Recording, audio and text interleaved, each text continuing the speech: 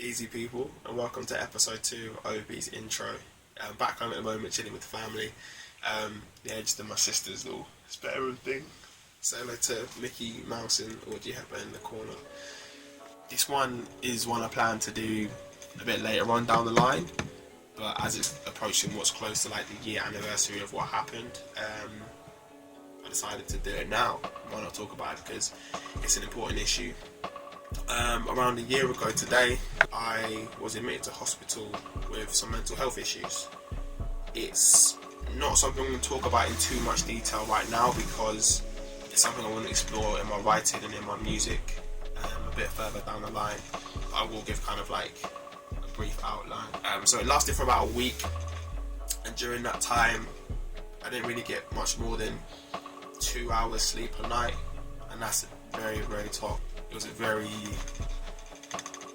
mentally frantic space in my mind, so it was hard to kind of relax enough to drift off. It took a while before myself and the people around me realised how severe the situation actually was. It was only as the week progressed and I got kind of more and more sleep deprived that my behaviour became more strange, became kind of more erratic, more delusional, less coherent. It was a very hard space to inhabit, because a lot of the things I was saying, a lot of the things I was thinking, I knew from a logical point of view they didn't make sense. I knew they were delusional, but I couldn't stop myself from thinking and feeling those things. It got to a very frustrating point where like the people around me were obviously very concerned and kind of frustrated with the situation, because it was a very tough one, but there was nothing that I could do about it. Eventually 2 ambulances were called over the space of the week, one on the Monday by my friend, and then another on the Wednesday, I think, I can't remember. But in any case, both of those ambulances were then cancelled, because in the mind state I was in, the last thing I wanted was to be sectioned. I kept having this feeling that I was going to be in trouble for something. So the week progresses, my behaviour becomes, like I say, more and more strange. I started just like taking all the things out of my room, putting them in the living room for some unknown reason. I had this reoccurring thought that people close to me were in danger or ill, or even when people told me like they're fine, it's cool, I just wouldn't believe it. And so I actually at one point had a bag packed ready to hop on a train to come back home, which obviously in my state would have been a very bad idea. Eventually my older brother was called. He drove up from close to Brighton to Bristol to bring me back home, and at the time I remember thinking, okay, this whole episode, whatever it is, it's over now. Not knowing what was actually wrong at the time, I didn't realise that it's not the kind of thing that will just go away by itself. We get home that night and still can't get any sleep. I'm there kind of fidgeting on the sofa in the living room. My mind's still racing. I just say to my brother, I need some help, like take me to hospital. He says to me, are you sure you want to go? I was like, yeah, like, I need some help. I need to go. So we hop in the car. We get there, and I remember like just trying to keep a straight train of thought was just really, really difficult. Even answering like simple questions about myself, like my address and my date of birth, was really, really difficult. I had a psychological evaluation, then a physical examination, when they told me that actually I was severely dehydrated and my muscles had actually started to break down into my bloodstream.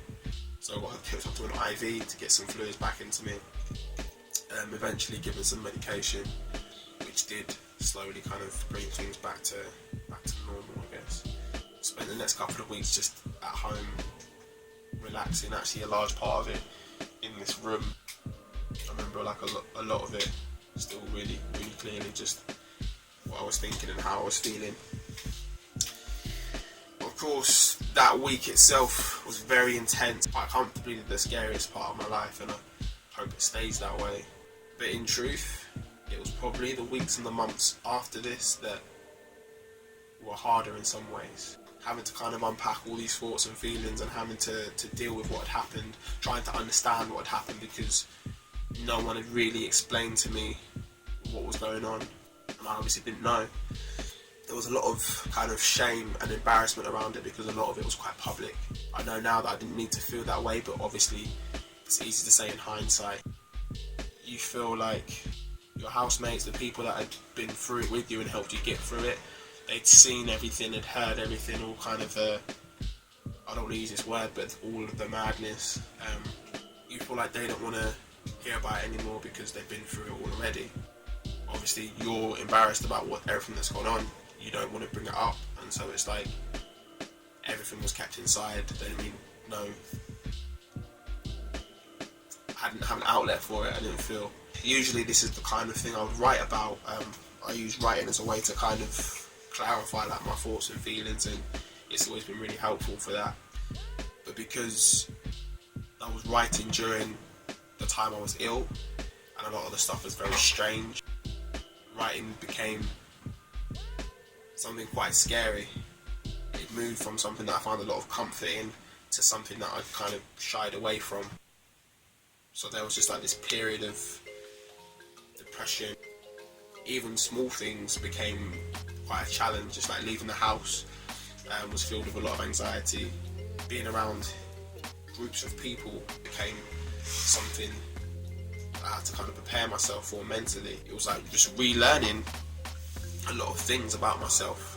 It was actually during this period I rediscovered spoken word, I guess. I have to give a lot of credit to kind of Bristol's spoken word team for really helping me in that recovery process. I guess nobody really knew that that's what it was, but it made a massive difference. I was performing stuff and it helped me kind of rebuild confidence. So yeah, it's nice, like Hammer and Tongue in Bristol raised the bar.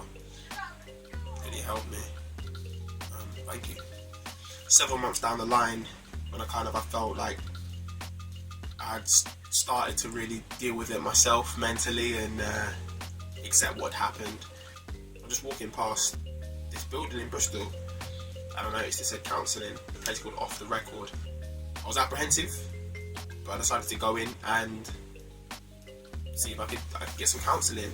I had to be on a waiting list because they are overprescribed. It was a few months later, it was my turn to be seen.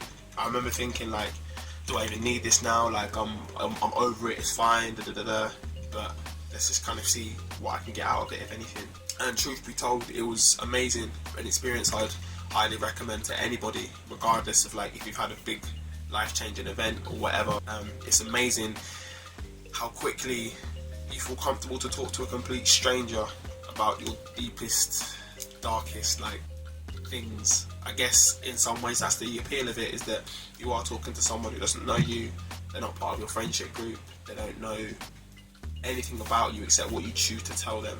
Obviously it's all completely confidential. I had 6 weeks of counselling, just 1 hour a week, but even by the 3rd or 4th week I felt like I had gained more than enough from the experience. It was amazing.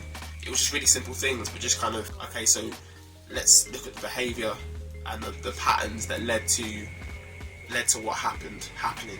We kind of like went back through all kind of the things that I really value and what's really important for me. Looking after mental health, meditating every day or as much as I can, paying attention to what you think and how you feel, as opposed to just brushing it under the carpet. I think there is a stigma.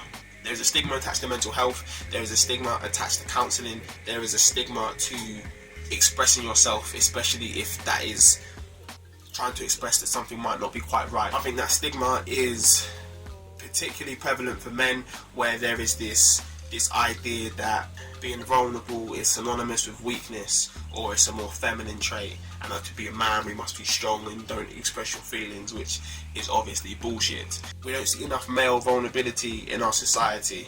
There's a stat I heard recently that the biggest killer for males under 25 is suicide. And I don't think it's coincidental that these two things exist together side by side. The fact that a lot of men don't feel comfortable to talk about how they feel, and the high suicide rate of young men. I guess that's what this is about, is trying to encourage the conversation. I really feel that being able to deal with what happened to me in quite a healthy way, in quite an open and honest way, it has enabled me to move past what happened, or at least to try and take it from this negative and start to turn it into a real positive. I think the fact that just a year on from my life feeling like it had fallen apart to now being in a place where I feel like the best that I've ever been. I feel everything is moving so well.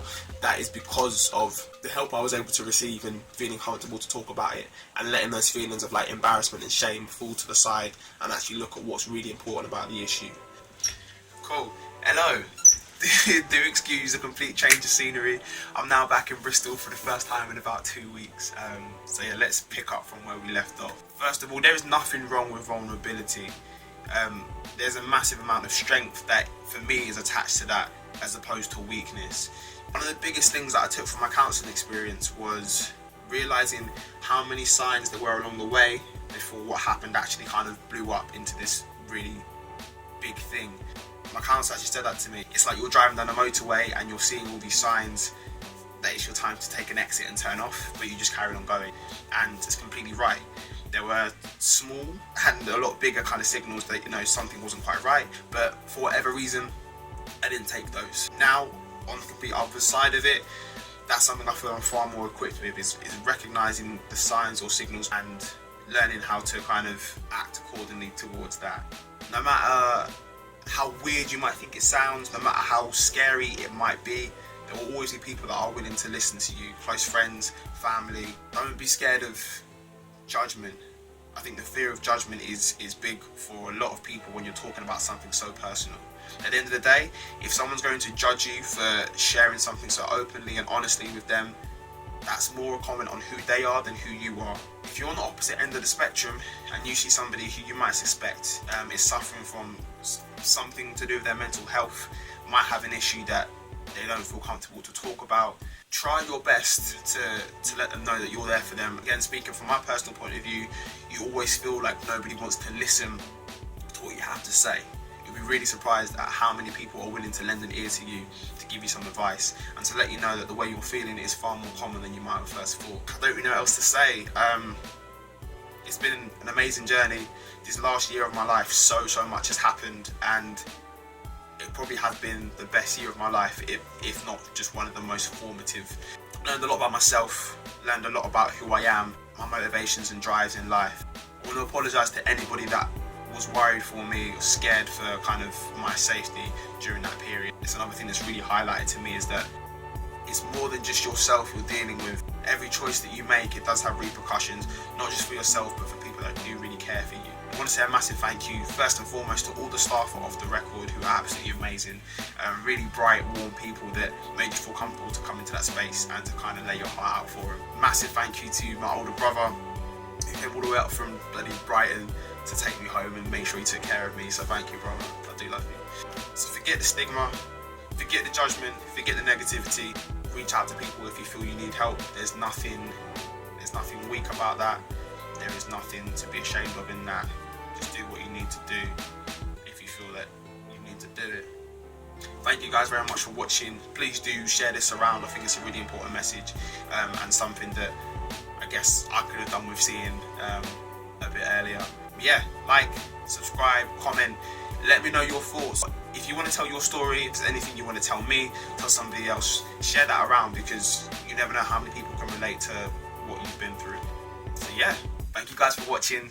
I'll catch you soon.